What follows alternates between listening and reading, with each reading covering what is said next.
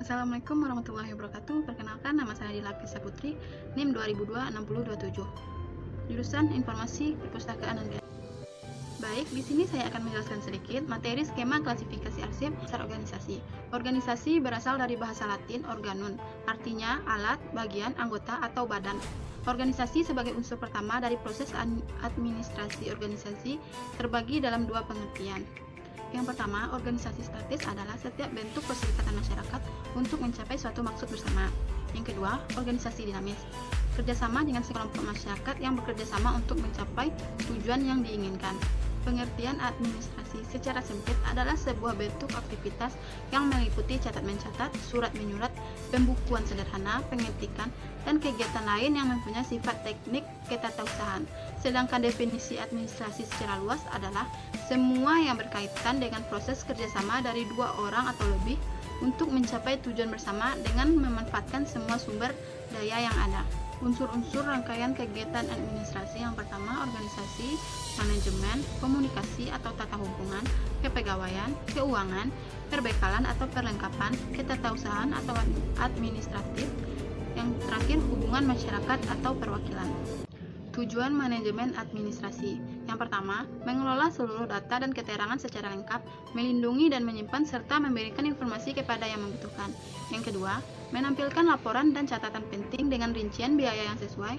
Yang ketiga, membantu perusahaan untuk memelihara dan memenuhi kebutuhan yang berhubungan dengan administrasi dan memberikan pelayanan oleh tata usaha kepada para mitra kerja dan juga pelangganan. Dan yang terakhir, menyediakan laporan yang relevan dan terbaru. Fungsi manajemen administrasi. Yang pertama, melakukan perencanaan terkait administrasi, misalnya pemeliharaan sarana prasarana seperti tata ruang, ventilasi, anggaran perusahaan, dan lain-lain.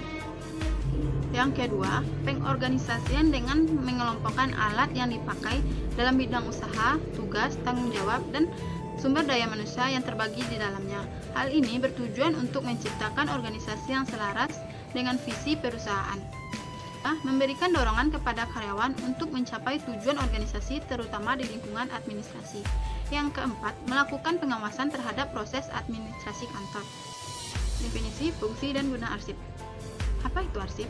Arsip secara umum adalah catatan rekaman kegiatan atau sumber informasi dengan berbagai macam bentuk yang dibuat oleh lembaga, organisasi, maupun perseorangan dalam rangka pelaksanaan kegiatan, yaitu pusat ingatan bagi seluruh kegiatan pekerjaan, di mana surat atau warkat yang diproses berdasarkan pengklasifikasian atau penggolongan yang disusun, disimpan, dan dipelihara sedemikian rupa.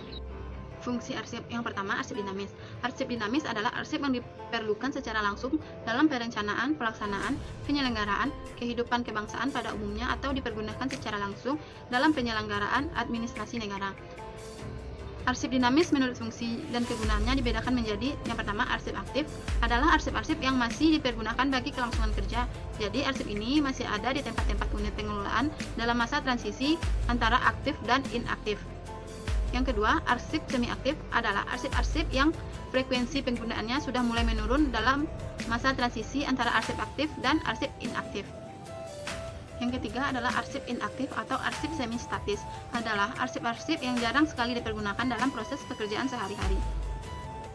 Yang kedua, arsip statis, arsip yang sudah dipergunakan secara langsung dalam kegiatan perkantoran sehari-hari. Nilai guna arsip. Yang pertama, nilai guna primer adalah nilai arsip yang didasarkan pada kegunaan bagi penciptaan arsip itu sendiri, meliputi: yang pertama, nilai guna administrasi. Nilai administrasi dapat diartikan sebagai kebijaksanaan dan prosedur yang mensyaratkan untuk menyelenggarakan kegiatan-kegiatan yang berlaku pada suatu organisasi penciptaan arsip-arsip. Yang kedua, nilai guna keuangan. Arsip bernilai guna keuangan apabila arsip tersebut berisikan segala sesuatu, transaksi, dan pertanggungjawaban keuangan. Yang ketiga, nilai guna hukum.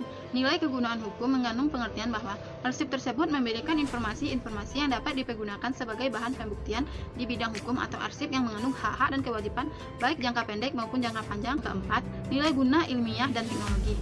Selanjutnya, nilai guna sekunder adalah nilai arsip yang didasarkan pada kegunaan bagi kepentingan perusahaan atau kepentingan umum di luar perusahaan pencipta arsip dan berguna sebagai bahan bukti dan pertanggungjawaban. Yang pertama, nilai guna kebuktian. Yang kedua, nilai guna informasional. Klasifikasi arsip. Apa itu klasifikasi? Klasifikasi merupakan kata serapan dari bahasa Belanda, klasifikasi, yang sendiri berasal dari bahasa Prancis classification. Di dalam KBBI, klasifikasi adalah penyusunan bersistem dalam kelompok atau golongan menurut kaidah atau standar yang ditetapkan. Apa itu kode? Asal kata dari kode, sandi, tanda. Kode klasifikasi atau DDC dibagi ke dalam 10 klasifikasi mulai dari 000 sampai 900. Klasifikasi arsip dan indeks arsip. Indeks relatif adalah daftar masalah yang disusun dari subjek-subjek yang ada di dalam pola atau skema klasifikasi. Subjek dalam indeks relatif disusun berdasarkan urutan abjad. Dengan cara ini diharapkan akan mudah untuk mencari subjek dan kodenya yang diperlukan untuk filling. Cara untuk menyusun indeks relatif. Yang pertama, aturan kamus. Subjek-subjek yang tercantum dalam skema klasifikasi disusun menurut urutan abjad sebagaimana susunan kata-kata di kamus. Yang kedua, susunan berdasarkan pengelompokan pokok masalah, dalam arti penyusunan secara abjad berdasarkan masing-masing pokok masalah. Indeks relatif dan daftar indeks. Indeks relatif seringkali dikacaukan dengan apa yang dinamakan dengan daftar indeks. Prinsip keduanya memang hampir sama, hanya bedanya indeks relatif disusun dari skema klasifikasi, sedangkan daftar indeks disusun dari indeks yang terdapat pada file atau berkas. Kegunaannya pun hampir sama, yakni untuk menemukan kembali arsip. Filling. Indeks yang tepat akan memudahkan mengenali arsip yang diperlukan. Satu judul atau indeks file yang baik akan mempermudah tercapainya standarisasi pada seluruh organisasi, fleksibel yang memungkinkan pertumbuhan atau penambahan bahan materi baru, dan mudah dipahami oleh pengguna. Indeks relatif dan indeks. Kegunaan pola klasifikasi yaitu yang pertama, membantu dalam menemukan golongan dan tingkat masalah yang terkandung dalam arsip. Yang kedua, membantu untuk memudahkan penemuan kembali arsip. Yang ketiga, sebagai alat penataan dalam berkas atau filing system. Yang keempat, membantu memberikan pelayanan secepat mungkin, efisiensi waktu dan tenaga. Pemberkasan arsip. Sistem pemberkasan adalah cara atau metode penyimpanan arsip secara sistematis ke dalam peralatan menurut aturan yang telah direncanakan, termasuk proses penentuan indeks, kode penyusunan, dan penempatan arsip dengan cara yang sistematis. Tujuan pemberkasan arsip. Pertama, ketepatan dan kecepatan dalam penemuan kembali. Yang kedua, mengantisipasi adanya dokumen yang hilang. Yang ketiga, efisiensi dalam penggunaan ruangan dan peralatan. Yang keempat, mempermudah dalam penyusutan. Pengertian sistem pemberkasan abjad adalah sistem penyimpanan arsip yang didasarkan pada urutan abjad mulai dari A sampai Z. Peralatan dalam pemberkasan arsip yang pertama, filing kabinet. Yang kedua, rak bergerak. Yang ketiga, sekat. Fungsi sekat untuk mengelompokkan arsip berdasarkan urutan abjad sehingga akan mempermudah untuk menentukan lokasi arsip secara tepat dan cepat. Jenis-jenis sekatnya adalah sekat primer, sekunder, dan tersier. Yang keempat, folder. Folder adalah tempat seperti map yang terbuat dari bahan kertas atau manila yang berfungsi untuk menempatkan arsip. Adalah kegiatan penempatan arsip di laci file atau raw file. Caranya dengan memasukkan arsip ke dalam folder dengan meletakkan bagian arsip di posisi sebelah kiri. Di dalam folder individual arsip diletakkan berdasarkan urutan tanggal terbaru di bagian depan. Penemuan kembali arsip yaitu melakukan pencarian, pengeluaran arsip dari rak, menulis di sarana peminjaman, dan pengembalian. Aturan mengindeks. Yang pertama, nama yang paling penting. Yang kedua, korespondensi, nama kepala surat yang paling tepat di indeks. Yang ketiga, jika nama instansi dan penandatanganan surat sama pentingnya, maka nama instansi yang dijadikan indeks. Yang keempat, pada surat yang tidak berkepala surat akan lebih baik diberi indeks dengan nama penandatanganan surat. Yang kelima, pada surat keluar, nama yang paling penting adalah nama yang dikirim atau dituju. Alamat yang terpenting sebaiknya digunakan sebagai indeks. Yang ketujuh, jika masalah khusus akan digunakan dalam pemberkasan harus disertai nama instansi dan nama individualnya. Yang ke-8, jika nama atau masalah di dalam surat yang maka itu yang diindeks. Ya, ini adalah contoh mengindeks nama orang. Penentuan indeks masalah. Yang pertama, membaca keseluruhan isi surat. Yang kedua, menentukan isi ringkasan. Yang ketiga, ditentukan kata yang paling menonjol. Yang keempat, singkat, jelas, dan padat. Yang kelima, bersifat kebendaan. Ini merupakan contoh mengindeks nama organisasi. Ini adalah contoh bentuk guide atau sekat, jenjang masalah, dan folder. Penyekat primer berisi pokok masalah, yaitu bagian utama dalam file. Penyekat sekunder berisi submasalah, yaitu bagian yang menunjukkan pada suatu kelompok yang mempunyai persamaan indeks, menunjuk urusan kegiatan masalah khusus. Lalu penyekat tersier berisi submasalah, yaitu bagian yang menunjukkan pada suatu kelompok yang mempunyai persamaan indeks, menunjukkan urusan sub kegiatan atau submasalah khusus. Keuntungan dan kerugian. Keuntungannya yang pertama, mudah dalam penemuan kembali. Yang kedua, mudah dimengerti dan diterapkan. Yang ketiga, peralatan lebih sederhana. Yang keempat, kesalahan mudah diketahui berdasarkan urutan abjad. Yang kelima, arsip yang saling berhubungan jarak terpisah. Yang keenam, biaya lebih murah dibanding metode tidak langsung. Yang ketujuh, hanya ada satu cara penyeleksiannya, yaitu dengan abjad. Kerugiannya, yang pertama, kesalahan pemberkasan mungkin terjadi bila peraturan tidak diikuti. Yang kedua, nama yang sama mungkin akan menyebabkan kebingungan, khususnya bila ejaannya tidak tepat. Yang ketiga, lebih mudah mengganti atau menukar huruf sehingga urutan berkas menjadi kacau. Yang keempat, keamanan kurang terjamin karena tab folder langsung dilihat. Tata cara penyusunan klasifikasi. Unsur utama, unsur fungsi organisasi. Fungsi meliputi seluruh tanggung jawab yang dibebankan organisasi untuk melaksanakan kegiatan. Jenjang fungsi dalam kegiatan ini dirinci menjadi masalah primer, pokok masalah, masalah sekunder, submasalah, masalah tersier, sub-submasalah. Pengkodean atau coding adalah kegiatan pembedaan tanda atau kode yang mewakili arsip yang akan menunjukkan pada tempat yang paling pas dalam file. Dengan kode tersebut, petugas dapat mensortir atau menempatkan arsip sesuai kelompoknya. Saya akan menjelaskan bagaimana merancang skema klasifikasi arsip. Peralatan yang digunakan adalah kotak atau box arsip. Yang kedua adalah folder. Yang ketiga adalah arsip. Berikut adalah cara menentukan kode klasifikasi arsip. Yang pertama, kita menentukan dulu subjek arsip tersebut. Subjek dari arsip yang saya punya ini adalah ijazah dan keterangan lulus sementara. Lalu kita menentukan apakah ijazah dan keterangan lulus sementara ini masuk ke dalam substantif atau fasilitas.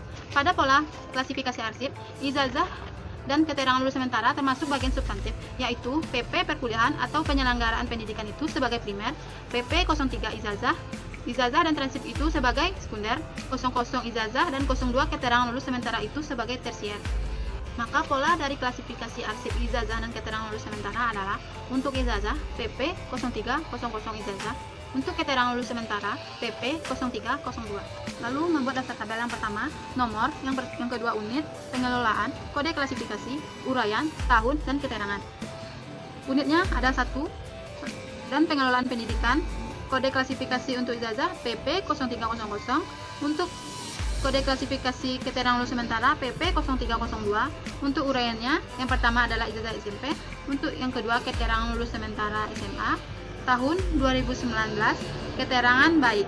Selanjutnya, menulis nama indeks. Dalam penulisan indeks harus memperhatikan aturan-aturan yang berlaku agar diperoleh keseragaman sehingga pengelolaan arsip dapat dilakukan dengan baik. Ini adalah contoh menulis nama indeks. Yang pertama, nama arsip. Nama arsipnya adalah ijazah dan surat keterangan lulus sementara. Nama indeks atau filing segmennya, yang pertama, SMP Negeri 3 Batanganai. Yang kedua, SMA Negeri 2 Batanganai. Unit pertamanya adalah 3, unit keduanya adalah SMP Negeri, unit ketiganya adalah Batanganai. Yang kedua, SMA Negeri 2 Batanganai, unit pertamanya adalah 2, unit keduanya adalah SMA Negeri, unit ketiganya adalah Batanganai. Jadi kode indeks untuk yang pertama adalah TH, untuk kedua adalah TW. Kode indeks TH dan TW ini diambil dari dua huruf pertama dari unit 1. Isi indeks relatif kita mengisi sesuai dengan subjek dan kode. Jadi dalam penyusunan daftar indeks, yang terlebih dahulu yaitu ijazah karena sesuai dengan urutan abjad ijazah dengan kode PP 0300. Dan yang kedua keterangan lulus sementara dengan kode PP 0302. Ini adalah contoh membuat indeks relatif arsip. Subjeknya perkuliahan atau penyelenggaraan pendidikan. Yang pertama adalah ijazah, yang kedua adalah keterangan lulus sementara karena disusun berdasarkan abjad. Untuk ijazah kodenya PP 0300 dan keterangan lulus sementara PP 0302. Setelah kita menentukan kode klasifikasi arsip, kita akan memasukkan arsip surat keterangan lulus sementara dan ijazah ini ke dalam folder. Setelah dimasukkan ke dalam folder, lalu kita masukkan ke dalam kotak arsip. Sebelum kita memasukkan arsip ini ke dalam folder, kita harus memberi nomor klasifikasi arsip pada folder. Contohnya ini PP 0302 untuk ijazah, PP 0302 untuk surat keterangan lulus sementara, agar memudahkan kita untuk penemuan kembali arsip. Kita masukkan ke dalam folder yang sudah kita beri kode klasifikasi arsipnya, lalu kita masukkan ke dalam kotak arsip. Cara menemukan kembali arsip, yang pertama kita harus menentukan dulu jenis arsip apa yang kita butuhkan. Kita menetapkan kode berdasarkan nama judul yang telah diindeks yang terdapat pada tabel pada kotak arsip. Kita mengambil arsip apa yang ingin kita ambil. Misalnya kita ingin mengambil arsip dari ijazah SMP. Kita keluarkan foldernya dan kita ambil ijazahnya. Baik, itulah sedikit penjelasan saya mengenai skema klasifikasi arsip mulai dari dasar-dasar organisasi, definisi fungsi dan guna arsip, klasifikasi arsip, indeks relatif, pemberkasan arsip, dan cara merancang skema klasifikasi arsip. Terima kasih atas perhatiannya, kurang lebihnya saya mohon maaf. Demikian akhir presentasi saya, semoga bermanfaat untuk kita semua. Wabillahi taufiq wal hidayah, wassalamualaikum warahmatullahi wabarakatuh.